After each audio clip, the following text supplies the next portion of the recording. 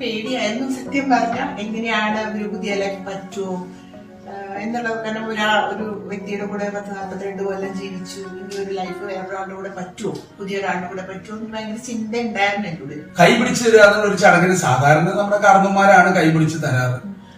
എന്റെ കൈ ഇങ്ങനെ പ്രസീത ചോദിക്കാണ്. അപ്പൊ ഞാൻ വിചാരിച്ചത് എന്തിനാ കൈ ഷെക്കേൻഡ് തരാനാണോ? അതിനല്ലായിരുന്നു. അമ്മേനെ ഞാന് പപ്പയുടെ കയ്യിൽ ഞാൻ കൈ പിടിച്ചു കൊടുക്കും. അത് മകൾ എന്ന രീതിയിൽ, അമ്മ ജന്മം നൽകിയ, അമ്മ വളർത്തിണ്ടാക്കിയ മകൾ എന്ന രീതിയിൽ അത് ഏറ്റവും എന്താ പറയാ, എനിക്ക് കിട്ടുന്ന ഒരു ബ്ലെസ്സിംഗ് ആണ് അമ്മയുടെ കൈ പിടിച്ചു കൊടുക്കുക എന്നുള്ളതും. പെൺമക്കളാന്ന് വെച്ചിട്ട് മിണ്ടാതിരിക്കല്ല, പെൺമക്കളും ജീവിതത്തിലൊരു ഭാഗമാണ്. അമ്മയെ ഏൽപ്പിക്കാം. നമ്മുടെ കുടുംബത്തിൽ അങ്ങനെ ഒരു മാറ്റം വന്നു കഴിഞ്ഞാൽ അത് നാച്ചുറലി അപ്പുറത്തെ ഒരു വീട്ടിൽ ആ മാറ്റം വരും. അങ്ങനെ ഇത് പ്രോഗ്രസ് ചെയ്ത് ആ സൊസൈറ്റി തന്നെ ചേഞ്ച് ആവും.